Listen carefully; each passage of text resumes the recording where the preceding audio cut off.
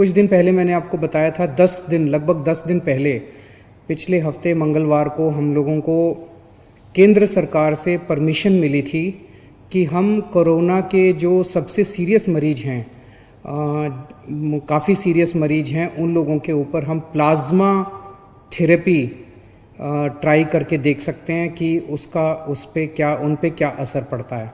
Plasma therapy क्या है, मैंने पहले भी आपको एक्सप्लेन किया था, आज फिर से मैं एक्सप्लेन कर देता हूँ कि जो पेशेंट ठीक हो जाते हैं, उनको कोरोना हुआ, अस्पताल में एडमिट हुए, उसके बाद वो ठीक होकर घर चले गए, ऐसे मरीजों के खून के अंदर एंटीबॉडीज़ बनती हैं जो उन्हें कोरोना से बचाती हैं।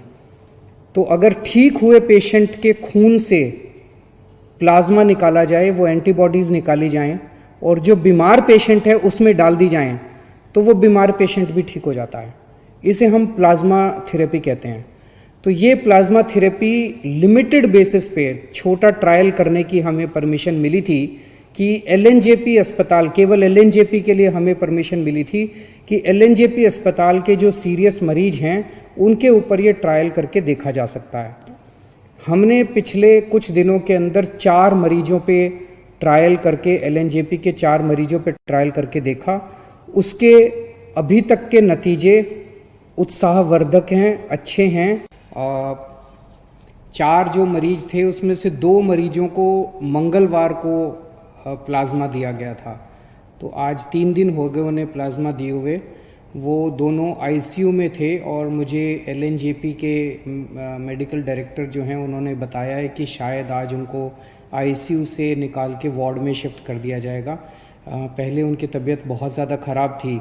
टेक्निकल टर्म्स में अगर हम देखें तो पहले पेशेंट का रेस्पिरेटरी रेट, यानी कि सांस लेने का रेट 30 था, 15 होना चाहिए, 30 था, 30 बहुत ज़्यादा माना जाता है। ऑक्सीजन सेचुरेशन लेवल उनका 85% था, ये 95% होना चाहिए, ये भी बताते हैं बहुत सीरियस होता है। तो ये दोनों चीज़ें बहुत सीरियस थी। प्लाज्मा देने के बाद अब उनका रेस्पिरेटरी रेट 20 हो गया है और ऑक्सीजन सेचुरेशन 98% हो गया है। इसी तरह का इम्प्रूवमेंट 4 मरीजों में देखने को मिला है, जिसमें उनका रेस्पिरेटरी रेट और ऑक्सीजन सेचुरेशन लेवल इम्प्रूव हो गया है। तो मंगलवार को जो 2 पेशेंट्स आईसीयू में थे और काफ़ी सीरियस हालत में थे, आज उन्हें शायद आईसीयू से छुट्टी मिल जाएगी। और जो 2 पेशेंट्स हैं बाकी, उनको कल दिया गया है प्लाज्मा और अभी 24 घंटे में ही उन्होंने काफ़ी अच्छे रिजल्ट्स दिखाए हैं और उम्मीद है कि ये भी काफ़ी अच्छे रिकवर होंगे। आज 2 या 3 और पेशेंट्स को दिया जाएगा।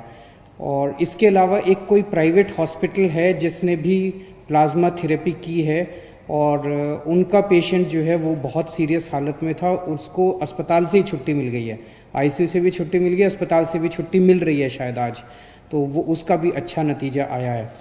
तो जैसे मैंने कहा, अभी तक हमारे को लिमिटेड ट्रायल्स के परमिशन केंद्र सरकार से मिली थी। केंद्र सरकार ने हमें ये परमिशन दी थी कि आप केवल एलएनजेपी के सीरियस पेशेंट्स के ऊपर प्लाज्मा थेरेपी ट्राई करिए और हमें नतीजे बताइए, फिर हम आपको बाकी दिल्ली की परमिशन देंगे। तो अगले 2-3 दिन और हम ट्रायल्स करेंगे और उसके बाद नेक्स्ट वीक हम लोग केंद्र सरकार को पूरे दिल्ली के सीरियस कोरोना के पेशेंट्स को प्लाज्मा थेरेपी देने के लिए अप्लाई करेंगे कि पूरे दिल्ली के सीरियस पेशेंट्स को प्लाज्मा थेरेपी देने की हमें इजाज़त दी जाए।